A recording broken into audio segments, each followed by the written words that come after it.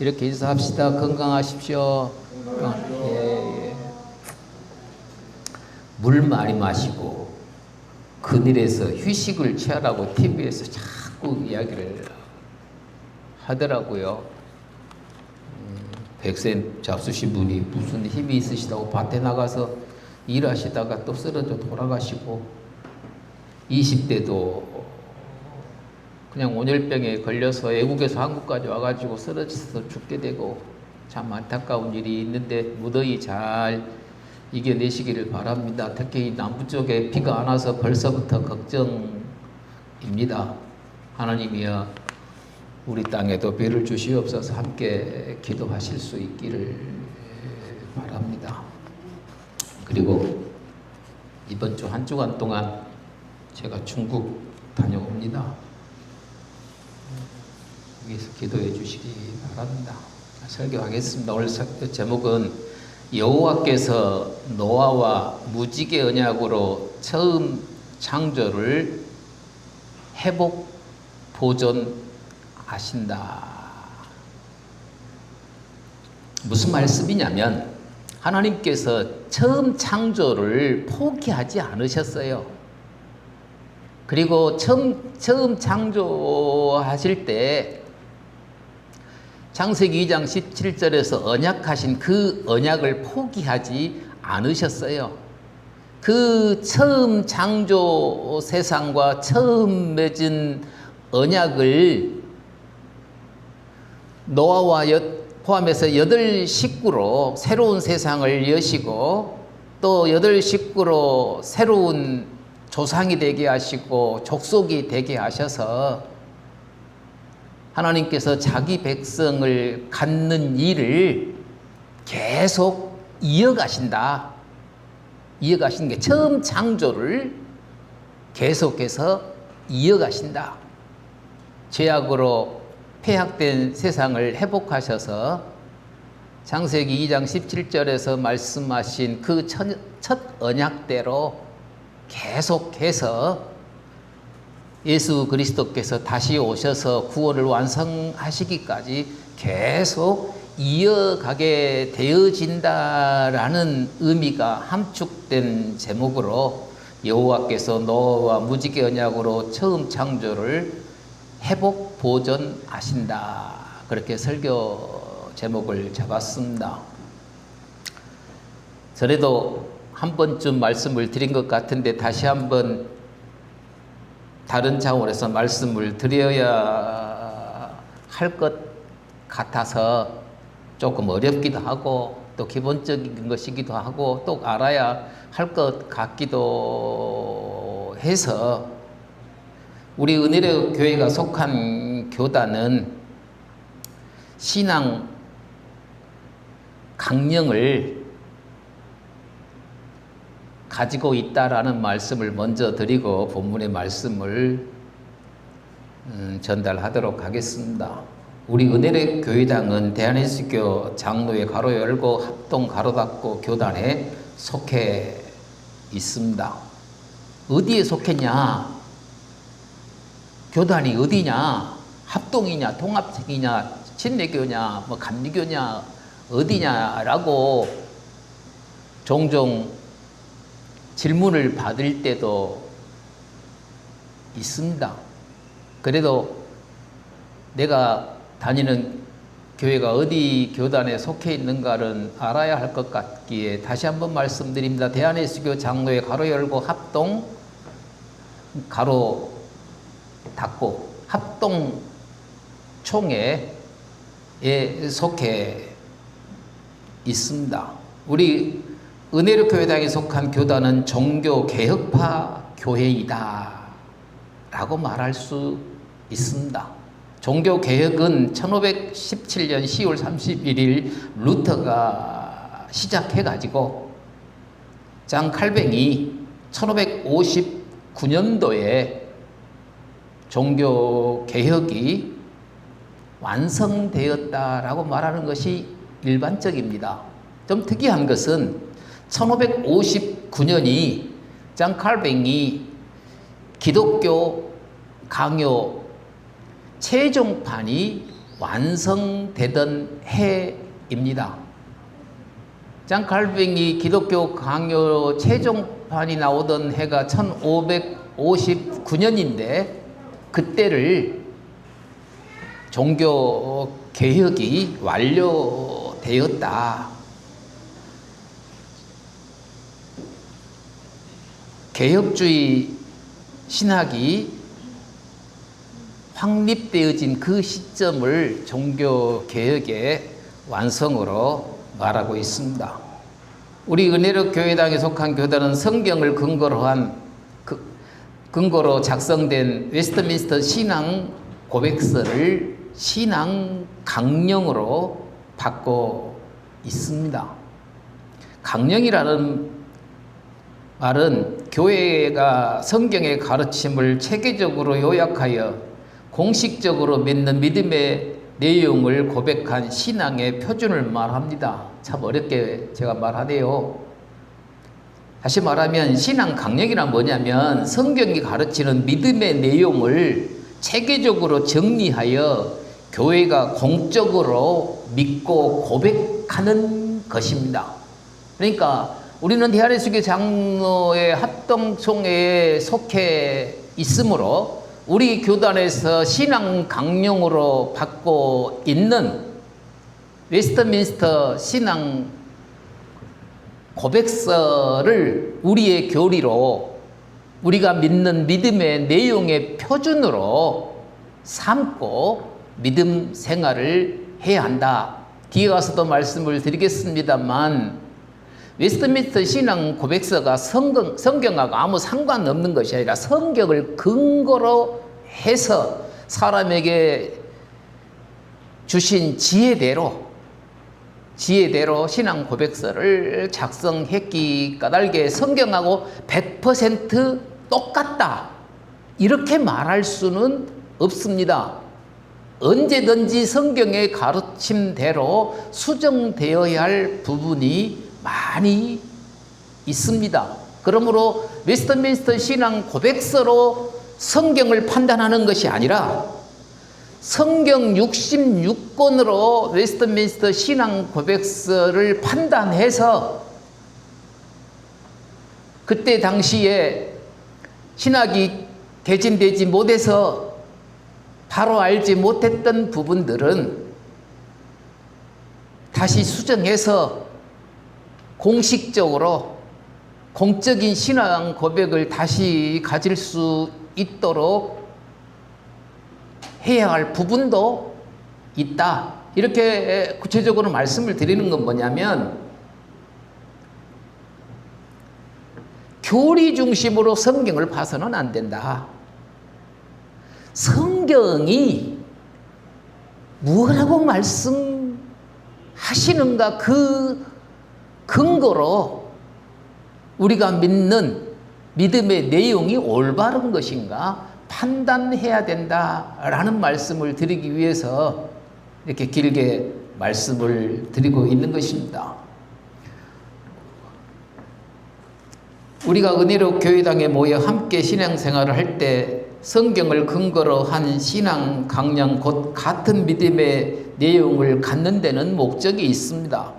첫째로 성경이 가르치는 진리를 체계적으로 요약하게 되어집니다.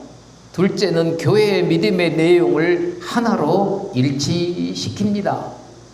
우리 은혜롭교회에 출석하고 있는 성도님들의 믿음의 내용은 같아야 된다라는 말입니다. 그 믿음의 내용이 일치시키는 일을 합니다. 세 번째는 이단과 거짓 교훈을 분별하게 됩니다. 넷째는 목회와 교육의 기준이 되어집니다. 대한은수교 장로회 가로 열고 합동 가로 닫고 교단에 속한 목사들은 저와 똑같은 믿음의 내용으로 설교해야 합니다. 표현은 달리 표현되어질지라도 우리 교단이 A를 교리의 내용으로 받았다고 한다면 그 A를 표현할 때는 다른 표현을 할 수는 있지만 그 A라는 범주를 벗어나게 되어지면 같은 교단 목사라고 말할 수 없을 것입니다. 왜냐, 같은 신학교에서 A라고 배웠기 때문에 A라고 말해야 됩니다. 전달하는 방법은 다르고 표현하는 방법은 다를지라도 그러한 의미에서 목회와 교육의 기준이 되어진다라고 말할 수 있습니다. 그리고 개혁교회의 대표적인 신앙 강령들이 있습니다. 우리 은혜로 교회당에 속한 대한예수교회 장로회 가로열고 합동 가로를 비롯한 개혁교회에서는 사도신경, 니케아 신경, 하이델베르크 요리문답, 벨직 신앙 고백, 돌트 신경, 웨스트민스터 신앙 고백서, 웨스트민스터 대소요리 문답입니다. 이러한 고백서가 있다는 걸 아실 수도 있고 처음 들으신 분도 있는데, 웨스트 신앙 고백서만 유일하게 우리 개혁파 교회의 신앙 강령으로 받는 것이 아니라 웨스트민스터 신앙 고백서와 동일한 가치를, 동일한 진리를 가르치는 고백서들도 이렇게 있다. 사도신경을 신앙 고백이라고 볼 수 있는데, 이 사도신경은 누가 작성했는지는 모르지만 오래전부터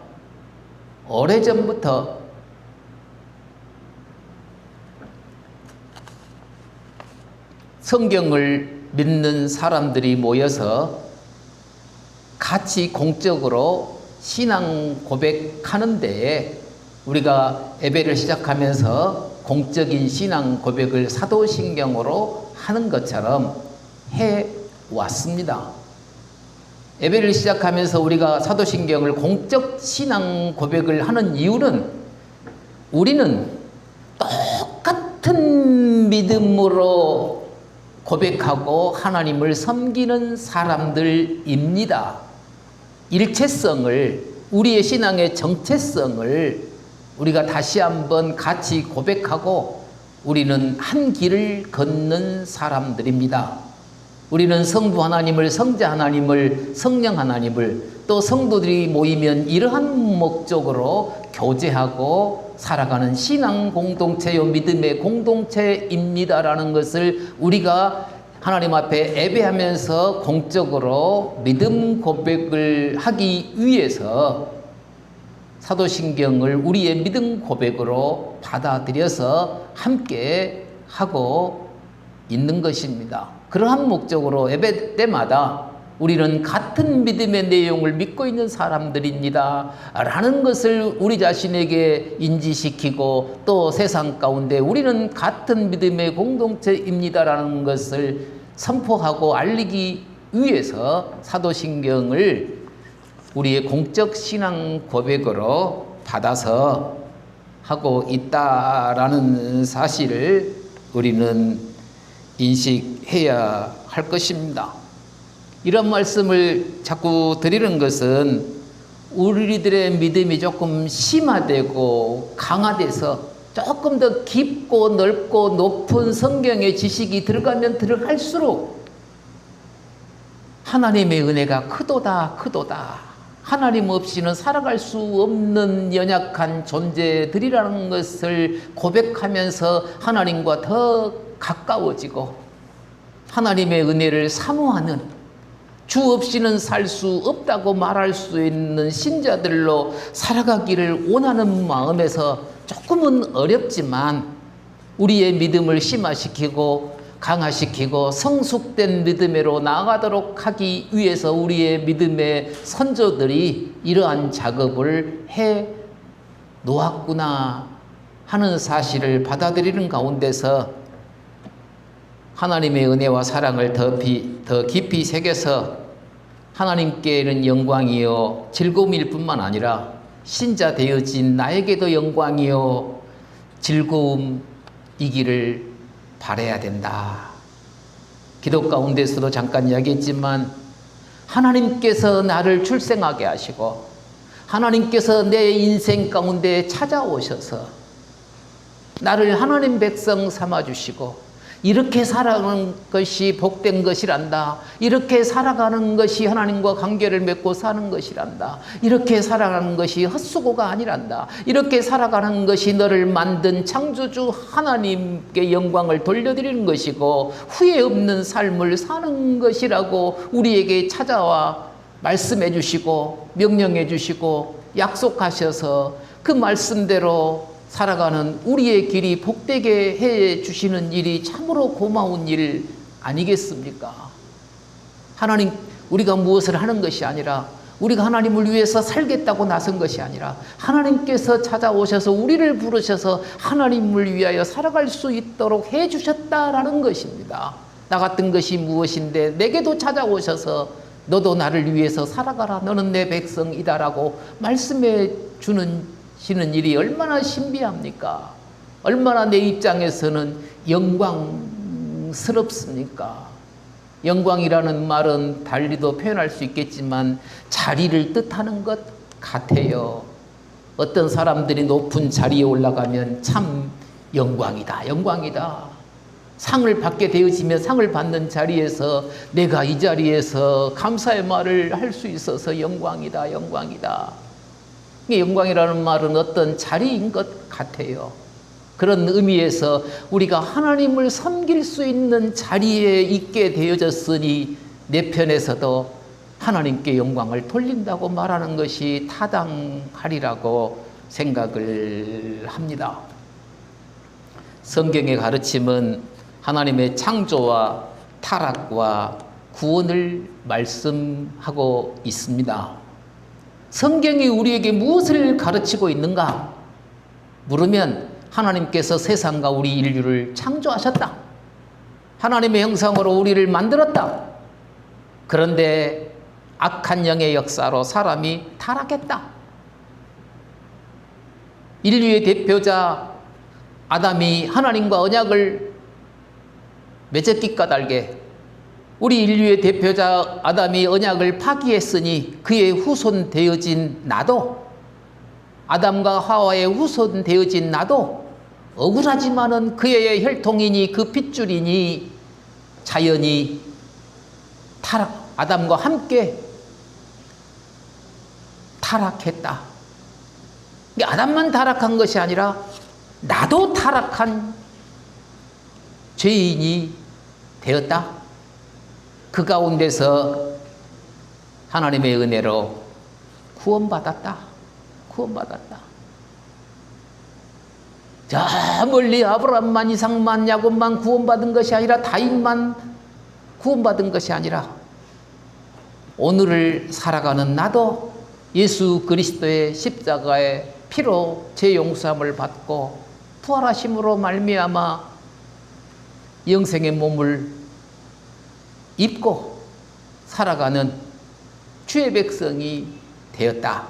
이걸 간단하게 이야기하면 성경의 가르침이 무엇이냐고 물으면 하나님의 창조와 타락과 성경은 구원을 말씀하고 있다라고 우리는 인지해야 할 것입니다. 창세기 기록 구조가 이를 증거합니다. 창세기 1, 2장은 처음 창조를 말합니다. 창세기 3장은 타락을 말합니다. 창세기 6장에서 8장은 심판과 구원을 말합니다. 창세기 9장은 언약하신 대로 처음 창조 회복과 인류 보존을 말합니다. 창세기 10장과 11장은 인류의 재확산과 바벨탑 사건을 말하고 있습니다. 창세기 12장은 아브라함 언약으로 구속 역사가 본격적으로 전개되고 있음을 말씀하고 있습니다. 따라서 하나님께서는 인류의 타락을 심판하신 후 인류의 죄가에 대한 죄책을 그때그때 묻는 것이 아니라 인류의 심판을 종말로 연기하셨습니다.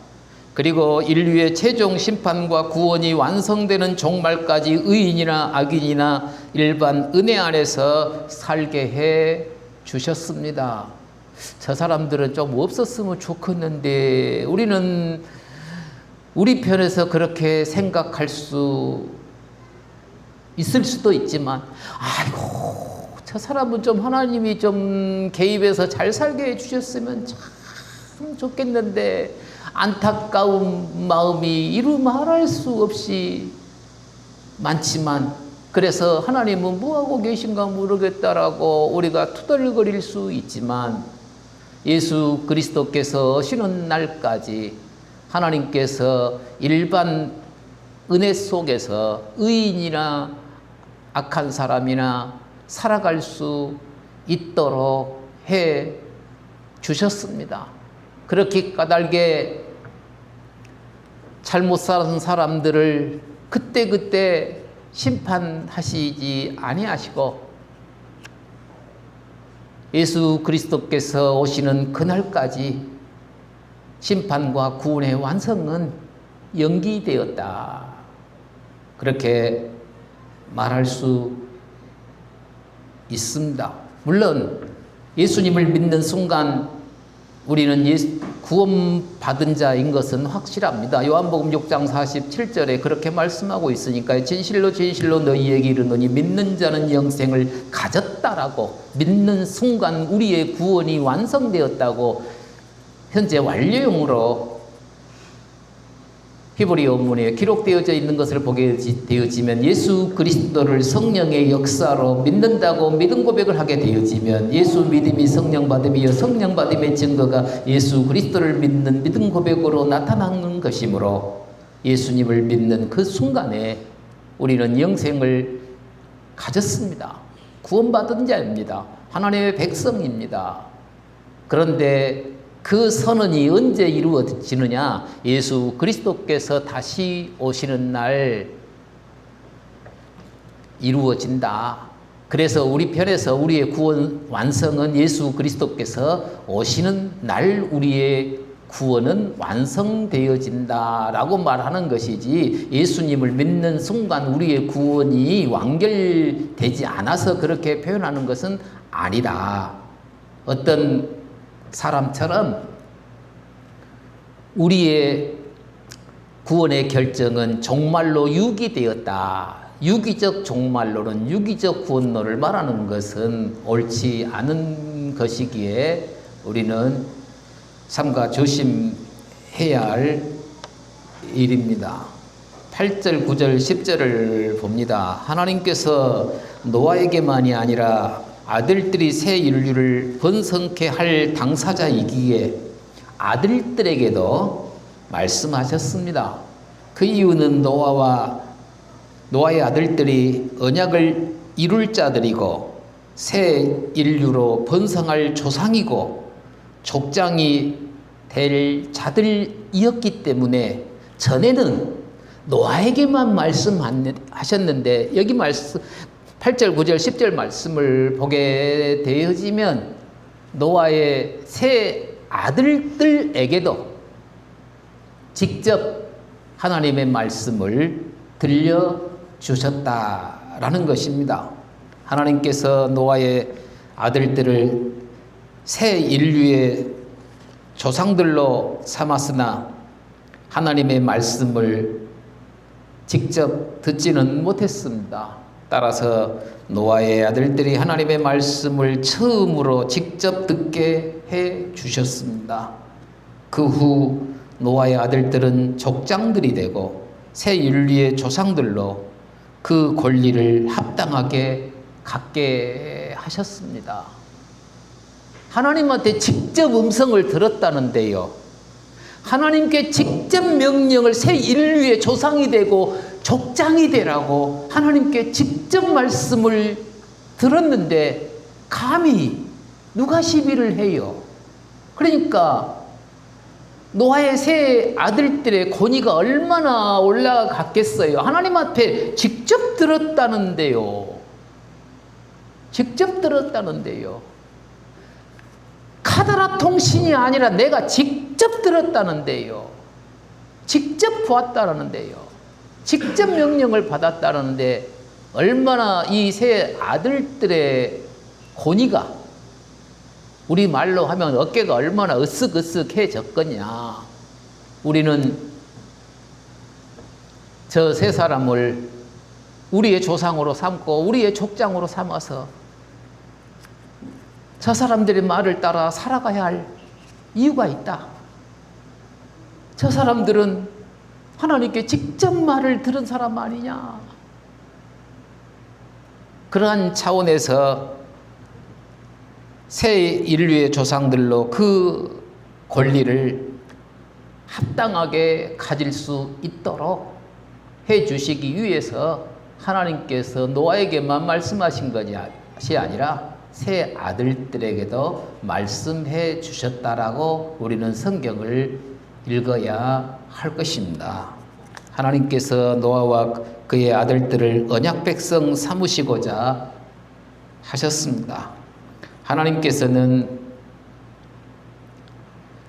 사람을 자기 백성 삼으시고자 하실 때마다 아담과 언약 체결과 같은 언약 체결을 하셨습니다. 당시 하나님께서 언약 백성 삼으시고자 한 사람들은 노아와 그 가족들이어서 그들과 언약 체결을 하신 것입니다. 하나님의 언약 백성은 하나님과 언약 체결로 되고 하나님 백성으로서 보장을 받게 되어집니다. 그러 하나님께서 그들을 자기 백성 삼으셔서 그들의 섬김을 받으시고자 그들을 하나님 백성으로 보존하시겠다라고 9절에 말씀하고 있는 것입니다. 내가 책임져 주겠다. 내가 너를 하나님의 백성으로 살아갈 수 있도록 너희의 생존을 보장해 주시겠다. 지난주에도 말씀을 드렸습니다. 하나님의 명령은 곧 약속이다.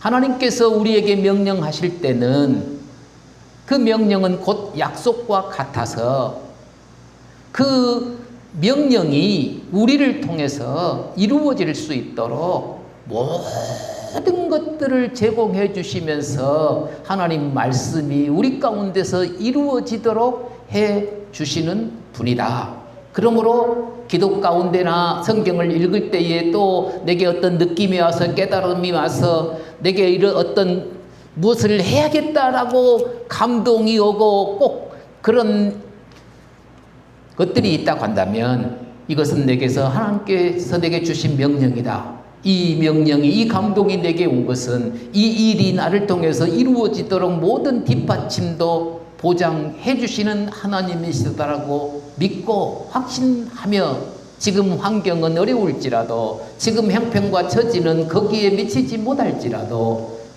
주여 나를 들어 사용하여 주시옵소서.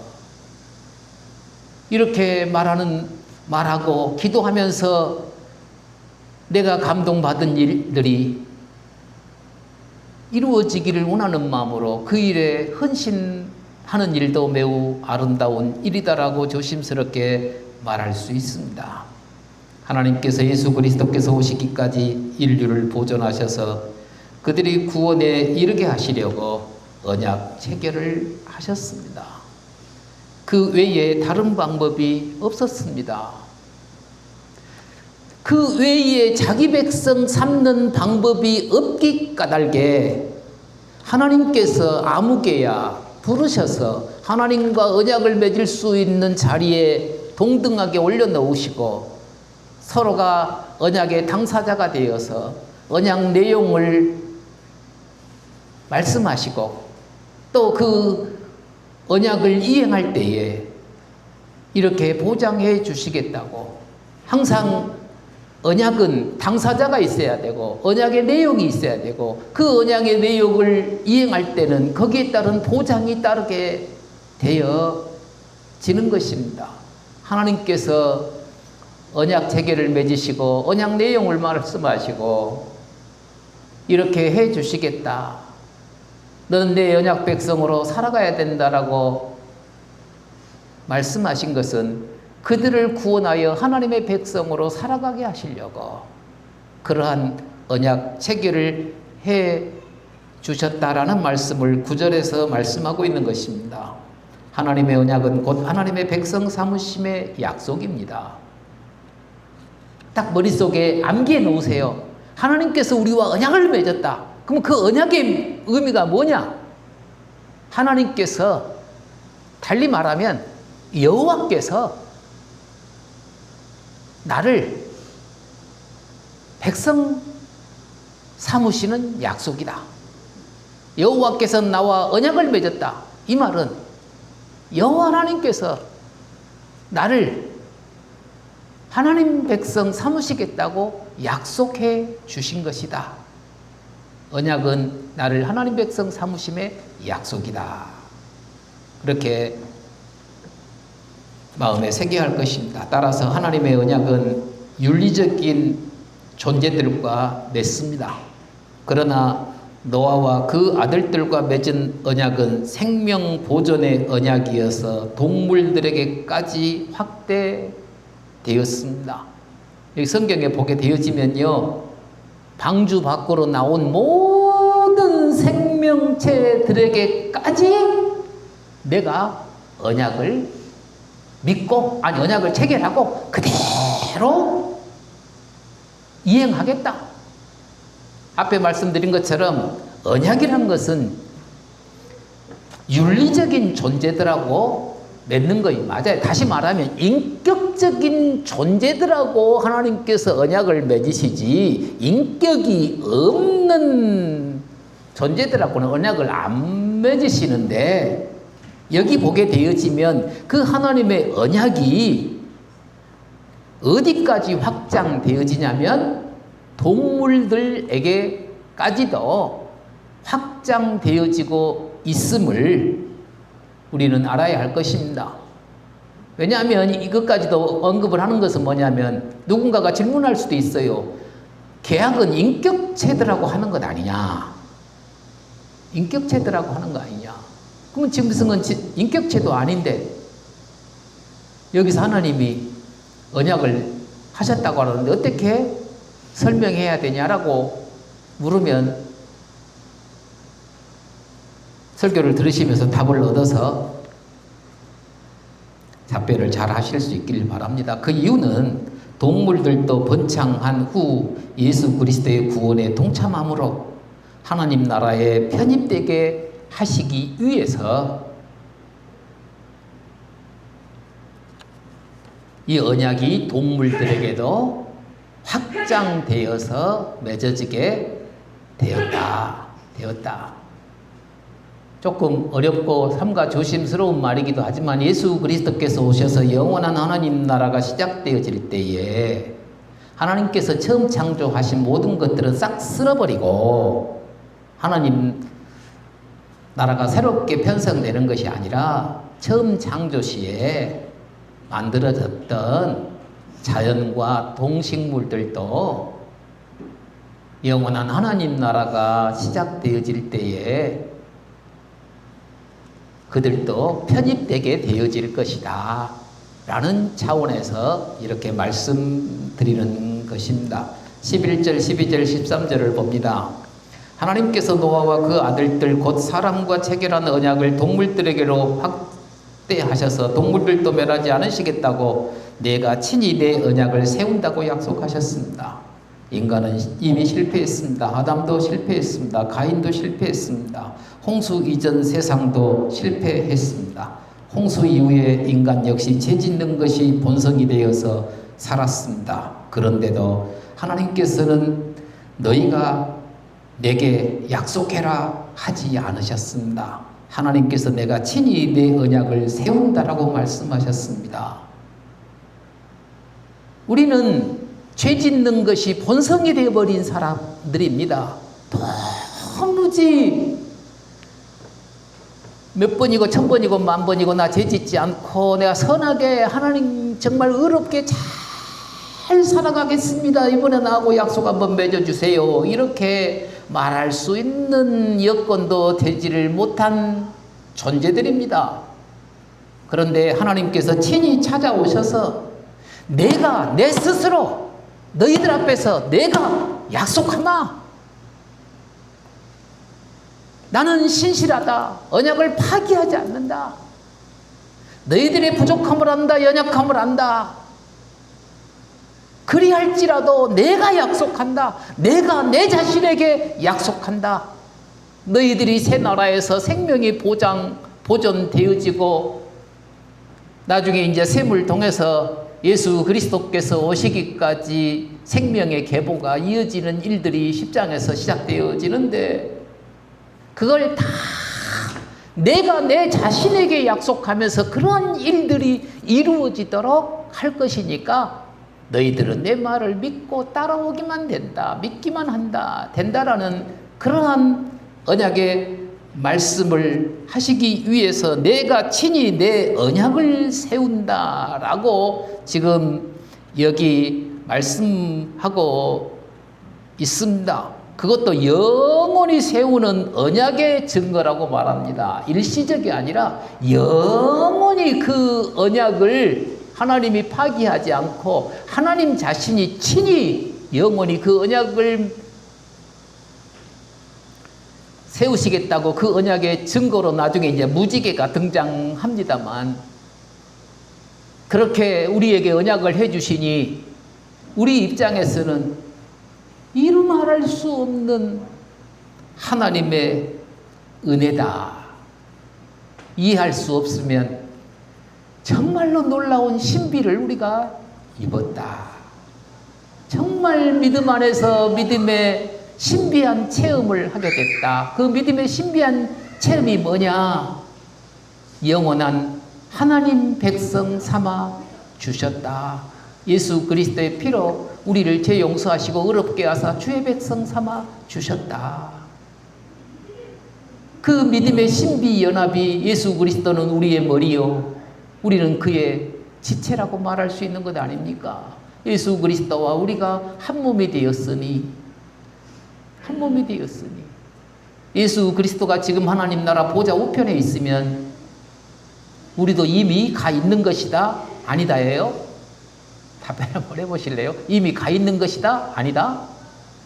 이미 가 있는 것과 같다라고 말할 수 있습니다. 우리가 예수 그리스도의 이름으로 기도할 때에 예수 그리스도는 하나님 보좌 앞에 앉아 계심으로 우리가 예수 그리스도의 이름으로 기도하면 그 예수님께서 우리 대신 하나님 앞에서 말씀해 주신다라고도 확대 해석해서 말할 수 있을 것입니다. 나와 한 몸을 이룬 주의 백성들이 내 이름으로 구하는 것이니 주여 응답하시옵소서. 그러한 의미로 우리가 기도할 때마다 누구의 이름으로 기도해요? 예수 그리스도의 이름으로 기도하는 것입니다. 예수 그리스도께서 하나님 보좌 우편으로 올라가실 때에 영으로만 올라갔어요? 영육간에 올라가셨어요? 영육간에 올라가셨어요. 근데 그 예수님의 몸은 우리와 한 몸이 된 몸이에요. 때려야 뗄 수 없는 관계의 몸이므로 우리는 우리의 소망을 갖기 위해서 그렇게 말할 수 있습니다. 예수 그리스도의 몸과 함께 예수 그리스도를 믿는 자들은 이미 하나님 나라 보좌 우편에 앉아 있는 것이다 라고도 예수님이 다시 오실 때 영육간에 한 몸 이루어서 갈 일이지만 영생의 몸은 입는 일이지만 우리가 소망 가운데 그렇게 말할 수 있다라는 것입니다. 하나님께서 사람들의 죄로 인하여 동물들도 저주받아 홍수로 멸망하게 되었습니다. 그러나 하나님께서 이제는 사람과 동물을 홍수로 인하여 멸망하는 일이 없도록 하나님께서 내가 친히 내 언약을 세운다고 말씀하셨습니다. 그런 까닭에 동물들이 지진이나 태풍 그리고 많은 비가 내리기 전에 미리 피합니다. 노아 홍수 트라우마가 본능적으로 짐승들의 몸에도 새겨졌는지 뭐라고 말할지 몰라서 내가 설교 업무에 거기다가 물음표를 해 놓았습니다. 비가 많이 오고 뭐 징조가 있으면 지구 환경에 뭔 변화가 있으면 짐승들이 먼저 알고 움직이더라니까요. 지렁이도 나와서 움직이고 개미들도 다른 데로 이사를 가르고 하는 것들을 보기도 했습니다. 하나님께서 지구가 존속하기로 작정된 기간까지 그 땅이 있을 동안까지 다시 홍수로 인한 멸망이 없게 하시겠다고 무지개를 증거로 두셨습니다. 하나님께서 첫 언약에서는 선악과와 생명과로 그 증거를 두셨으며 아브라함 언약에서는 할례로 증표를 세우시고 모세 언약에서는 율법을 언약의 증표로 세우셨습니다. 노아와 노아의 아들들과 동물들에게도 언약의 증표를 두셨습니다. 따라서 사람이나 동물들이 그 증표인 무지개를 볼 때마다 그들의 생존이 보장됨을 알고 안심하며 살게 하셨습니다. 사람들은 언약의 증거나 증표가 없으면 불안해하고 염려, 걱정이 본성적으로 많습니다.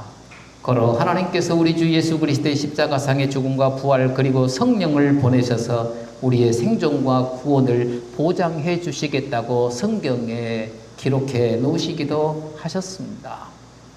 하나님께서 피조물에 하나님이 되시기 위해서 영원히 세우는 언약, 곧 영세의 언약, 달리 말하면 불변 언약을 세우셨습니다. 하나님께서 영원토록 피조물들의 하나님으로서 섬김과 찬양을 받으시기 위한 자비와 신실하심을 상기시키는 언약의 표였기 때문입니다.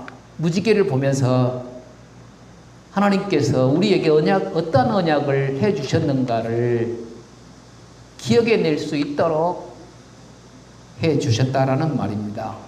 하나님께서는 내 활을 구름 속에 두신 것은 지구 전체를 언약의 대상으로 삼으셨다라는 의미입니다. 고로 언약의 증표인 무지개를 지구상에 사는 모든 존재에게 주신 것입니다. 히브리어 언어에 무지개라는 단어가 없답니다. 그러니까 히브리어 원문에는 우리 성경에는 무지개로 번역이 되어 있는데 히브리어에는 캐셋이라고 활로 써져 있습니다. 캐셋, 활. 거기다가 무지개 옆에다가 활이라고 써 놓으셔도 됩니다. 히브리어 원문에는 활로 되어 있어요. 활. 근데 무지개가 이렇게 활처럼 이렇게 휘어져 있잖아요. 그러니까 번역하면서는 무지개로 번역되어졌지만 원문에는 캐셋이라는 어렵습니다. 저도 잘 모릅니다만은 히브리어를 잘 몰라요. 많이 몰라요.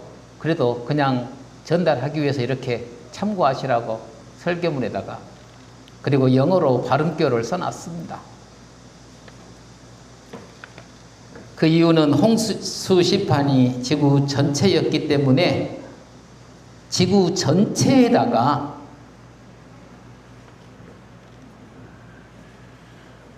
지구 전체에 사는 사람들이 볼 수 있도록 무지개를 구름 사이에 두셨다라는 것입니다. 비 온 지역 사람들과 동물들이 볼 수 있는 언약의 증표입니다. 그 언약의 증표인 무지개를 사람이나 동물이 보면 비를 피했던 곳에서 안도의 마음으로 밖으로 나와서 활동하기 시작합니다. 특히 사람들은 무지개를 보면 매우 좋아합니다. 아마 다시 물로 멸망하지 않게 하시겠다라는 언약의 증표로 안도하던 당시 사람들의 유전자가 또 우리에게도 흐르고 있는지 모르겠습니다. 그때 당시 사람들은 무지개를 볼 때마다 하나님께서 언약하셨지 다시는 물로 멸망시키지 않겠다고 약속하셨지 무지개 증표를 볼 때마다 안도의 한숨을 쉬고 무지개가 뜨면 이제 비가 그쳤다. 밖으로 나와서 활동해도 좋겠다. 그러한 안도의 마음을 갖게 한 것이 무지개 증표였다라는 것입니다. 14절 15절을 봅니다.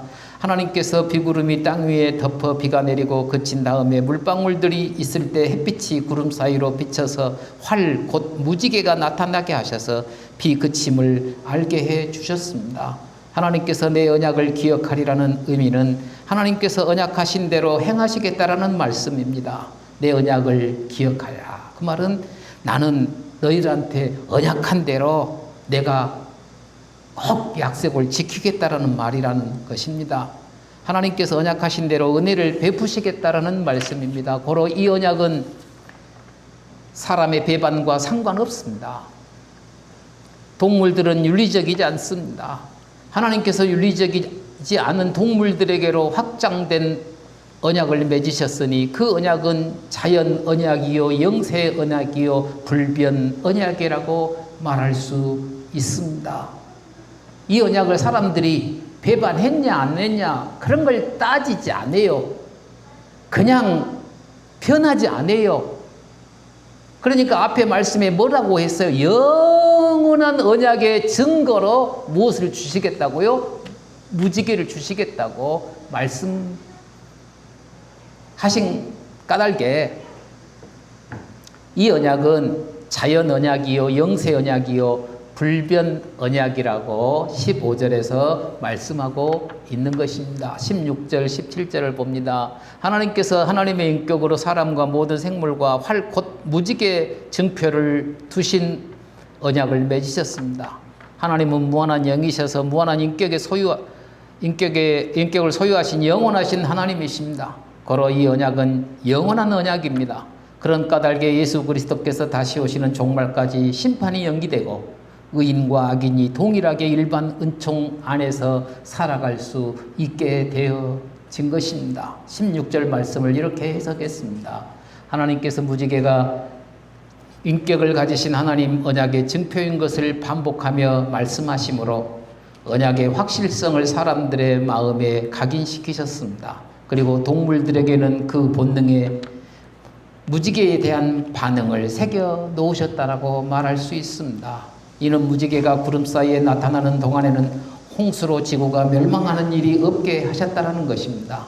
무지개 증표로 세우신 이 언약은 예수 그리스도께서 다시 오시는 날까지 홍수 심판 곧 물 심판이 없음을 약속하신 것입니다. 우리는 알아야 합니다. 물 심판은 끝났지만 불 심판이 있고 새 하늘과 새 땅에서 영원히 살게 해 주십니다. 불심판이란 예수 그리스도께서 다시 오셔서 행하시는 최후 심판을 말합니다.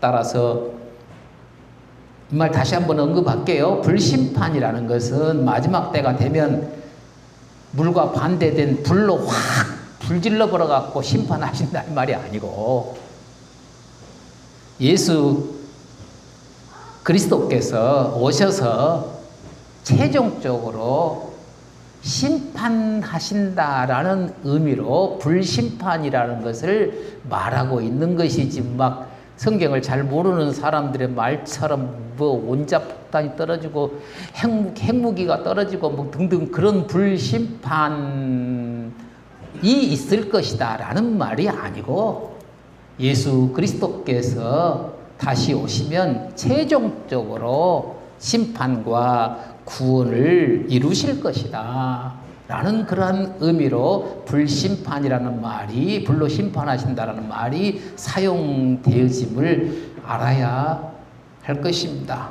우리는 예수 그리스도 안에서 약속된 구원을 확신하면서 마라나타 아멘 주 예수여 오시옵소서 기도하며 살아가실 수 있기를 바랍니다. 축도로 마치겠습니다. 지금은 우리 주 예수 그리스도의 은혜와 하나님의 사랑하심과 성령님의 감동 감화 교통하심이 여기 모인 주의 백성들 머리 위에 영원토록 함께 있을지어다. 아멘.